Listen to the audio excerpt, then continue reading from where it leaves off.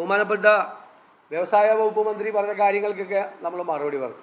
വ്യവസായ മന്ത്രി പറഞ്ഞത് ഈ ഊതിപ്പെരിപ്പിച്ച കണക്കുകളാണ്. ഞാൻ അന്ന് പറഞ്ഞു MSMEകൾ ഭയങ്കരമായി വർദ്ധിച്ചു എന്നാണ് പറഞ്ഞത്. 3,55,000 സംരംഭങ്ങളാണ് എന്നാണ് പറഞ്ഞത് കേരളത്തിൽ. എന്താ കാര്യം? 2021 ഈ അമെൻമെന്റ് വരുത്തി, MSMEയുടെ നിർവചനത്തിൽ ഭേദഗതി വരുത്തി. എന്നിട്ട് ഹോൾസെയിൽ ആൻഡ് റീറ്റെയിൽ ഇതുകൂടി ഇതിൻ്റെ അകത്ത് ഉൾപ്പെടുത്താം എന്ന് പറഞ്ഞു. അതെല്ലാ സംസ്ഥാനത്തും മാറ്റം ഉണ്ടായി.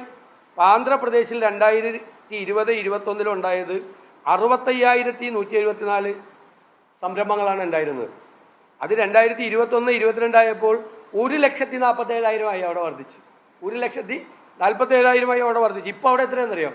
6,78,000 ഉണ്ട്, അവിടെയുണ്ട്.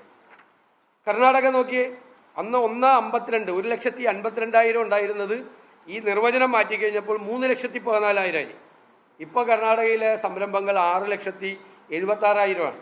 ഈ സംരംഭങ്ങൾ എന്ന് പറയുന്നത് ഈ നാട്ടിലെ പാവപ്പെട്ടവൻ ലോൺ എടുത്ത് കടം മേടിച്ച് തുടങ്ങുന്ന പെട്ടിക്കട, മനസ്സിലായില്ലേ, പലചരക്ക് കട, പച്ചക്കറി കട, beauty parlour, barber shop, bakery തുടങ്ങി വർക്ക്ഷോപ്പ് തുടങ്ങിയ എല്ലാ സ്ഥാപനങ്ങളും വരും. ഇതിനകത്ത് ഗവൺമെന്റിന്റെ ക്രെഡിറ്റിലേക്ക് ഇത് എങ്ങനെയാണ് പോകുന്നത്? ഇത് എല്ലാ കാലത്തും ഉണ്ടായിട്ടുള്ളതല്ലേ. റെസ്റ്റോറൻറ്റുകൾ തുടങ്ങുന്നു. ഇത് ഗവൺമെന്റ് പഠിക്കേണ്ടത് ഇങ്ങനെ തുടങ്ങുന്ന എത്ര സംരംഭങ്ങൾ പൂട്ടിപ്പോകുന്നുണ്ടെന്നാണ്. ഇപ്പൊ 10 റെസ്റ്റോറൻറ്റ് തുടങ്ങി 8 എണ്ണം പൂട്ടിപ്പോവാണ്, കടകൾ പൂട്ടിപ്പോവാണ്.